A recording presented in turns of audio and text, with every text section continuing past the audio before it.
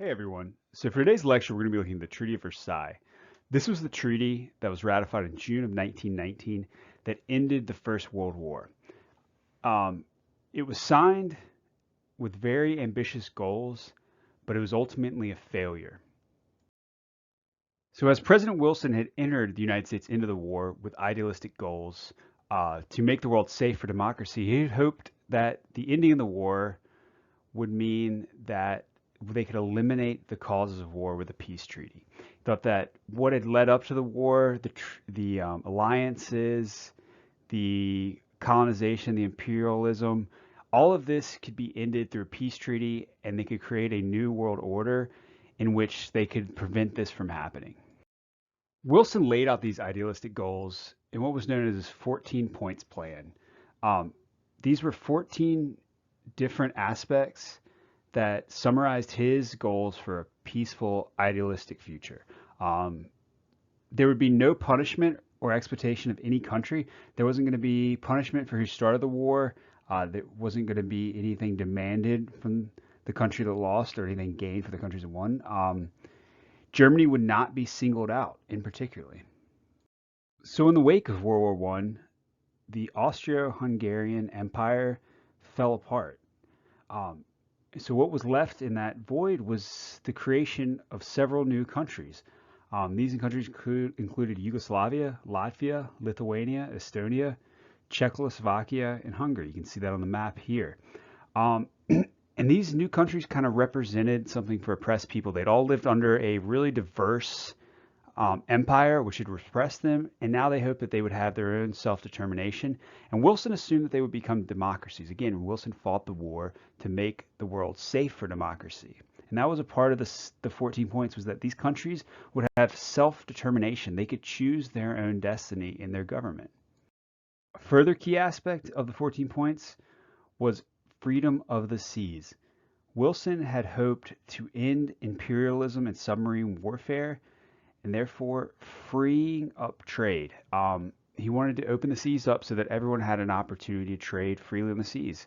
I wanted to end the idea of imperialism so that we weren't exploiting colonies and competing overseas, things that had actually led up to World War One. And he hoped that all countries would be able to trade anywhere with anyone. Again, opening up the world as a market, making it free for democracy, hopefully for capitalism. 14 points also laid out the idea that former colonies, these third world colonies, would eventually be prepared for independence. They would soon gain their independence and hopefully become democracies. So these included colonies in North Africa, Morocco, Algeria, Syria, and also created the mandate that colonies and new countries formed in the wake of the fall of the Ottoman Empire as a result of the war, they would eventually be allowed to become democracies and have their independence as well. The most important aspect of the 14 points was the creation of the League of Nations. This was an international organization that would guarantee future peace by giving all countries an opportunity to meet and work out their problems. The idea behind this was that this is an organization where you wouldn't have backdoor alliances and antagonisms which had led to the First World War. So it was a way of trying to work around the problems by allowing a dialogue, by allowing a way for countries to work out things peacefully. So Wilson had laid out these 14 points in a speech in January of 1918. And by 1918, America had entered the war and really broken the stalemate. They'd begun to push Germany back. Germany was exhausted after years of war. They could really fight on. And these 14 points seemed very fair to them. So in November of 1918, Germans agreed to a ceasefire under the terms of the 14 points. They assumed that they would be treated fairly and justly as a result of this. But Wilson's plan actually backfires. The Treaty of Versailles that ends World War One was missing several key aspects of these 14 points. And the most important aspect of that is it did not end the causes of the war.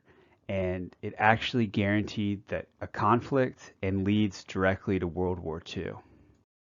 So the main reason that the 14 points were not taken up in the peace terms was that Britain and France wanted to use the Treaty of Versailles to punish Germany and strengthen themselves at the end of World War One.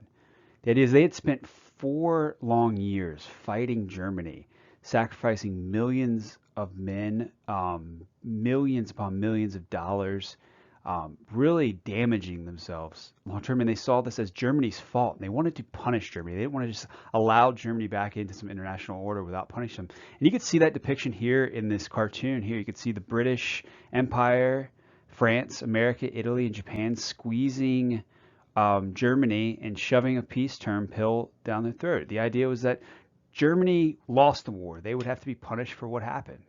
So a key aspect of the Treaty of Versailles is that Germany has to accept war guilt. Germany has to accept responsibility for starting the war. The Allies, particularly France and Britain, wanted them to say, yeah, they started the war, they lost the war. And so as a result of this, Germany's going to lose all of their colonies, an eighth of their land, and 1/10 of their people. This land is going to be absorbed by France and by other countries in the east. The people are absorbed by other countries like Czechoslovakia. And one of the big aspects too was Germany had to pay war reparations as a part of this.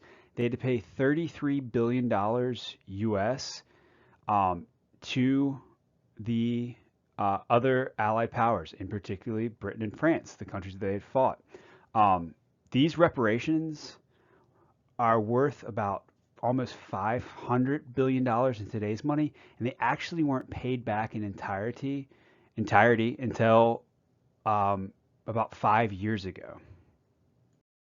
As a result of all this, losing colonies and the war reparations, Germany's really collapses. The Weimar Republic, which grew out of the old German Empire, really collapses because of the economic downfall. So it's not just the reparations that hurt. Germany went into massive debt as a result of war, as many countries do when they go to war. And it really would have taken Germany until 1987 to pay off the debt at the rate they were paying it off in the 1920s. But what really hits Germany is hyperinflation. Their money becomes almost worthless. So by 1923, a loaf of bread cost over 2 billion Deutschmarks. And by the end of the 1920s, over 30% unemployment in the country. So their economy is completely destroyed following the war. And you can see just an example of how worthless their money became. Here is someone using a 1 million mark note as a scratch pad, basically writing on it. It's worthless. There are stories during this hyperinflation of people having to take wheelbarrows of cash to try to buy a loaf of bread, like I said, 2 billion Deutschmarks, and someone walking by, dumping over the money and stealing the wheelbarrow. The money is completely worthless, so that completely crushes the economy. As a result of this damage, Germany will turn to the Nazis. The Nazis offered a program of national pride, but in particular, Hitler wanted to fix the grievances of the Treaty of Versailles. They saw this as hurting Germany. They wanted to fix the problems of the First World War.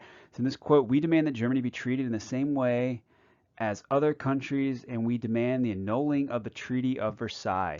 Basically, they use this treaty as a rallying point against the other powers and to gain power in Germany.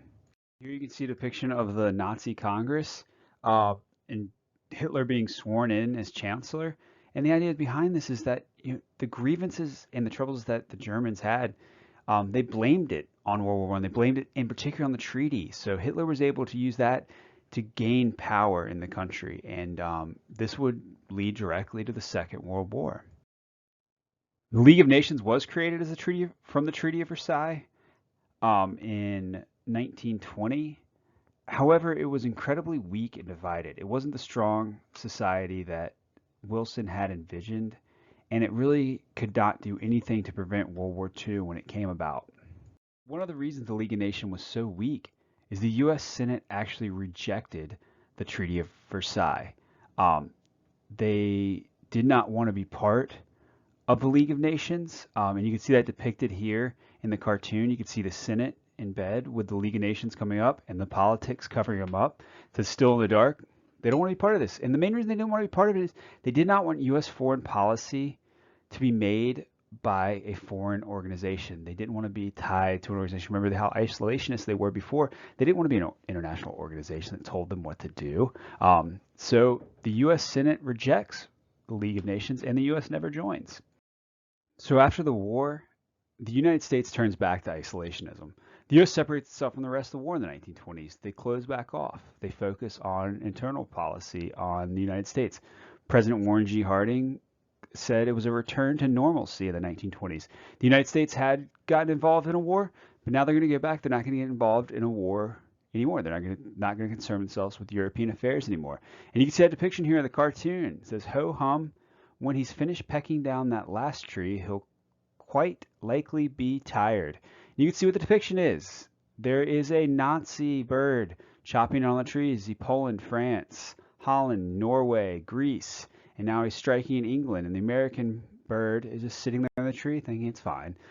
Let Europe do their thing. There are many reasons why the United States wanted to draw back in. They didn't want to get involved in European affairs. And the reason is the world was a dangerous place in the 1920s.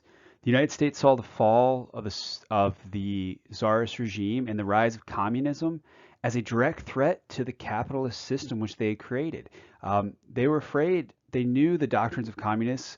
The idea was a worldwide revolution that went directly against the ideals of capitalism. So they wanted to protect what they had in the United States. As a result of this, groups like the KKK grew in prominence again. You can see here members of the KKK marching on the Capitol building with their hoods up, proud to be marching with the American flag. The new KKK grew out of racism, yes, but it was also anti-liberal. It was against immigrants, against communists, against anything anti-American in their view, and a racist, xenophobic worldview. And as a result of these two, the United States also grew afraid of immigrants, of outsiders in a certain way. And the Emergency Quota Act was passed in the 1920s, which limited immigration from outside the country. So ultimately, the treaty that ended the most destructive war in human history up to that point was a failure. The Treaty of Versailles was a failure. It only achieved its military goal, the goal of defeating the Central Powers. The Allies achieved that. However, it failed to create world peace, which Wilson had entered the war in an idea of trying to achieve. It failed to be the war to end all wars. Germany was punished as a result of the treaty.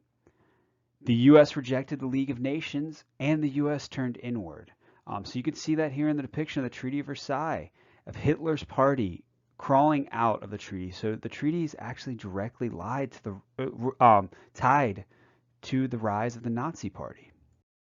And the thing, Treaty of Versailles is not a peace treaty. It did not create peace. And French General Ferdinand Foch summed that up upon the signing of the treaty. He was quoted as saying, when the treaty was signed, that this is not a peace, it is an armistice for 20 years. Foch was upset that they weren't punishing the Germans more, but his words were prophetic. 20 years and 65 days later, Britain and France declared war on Nazi Germany, starting the Second World War. So it truly wasn't a war to end all wars. It would just lead to a second, even more bloody conflict.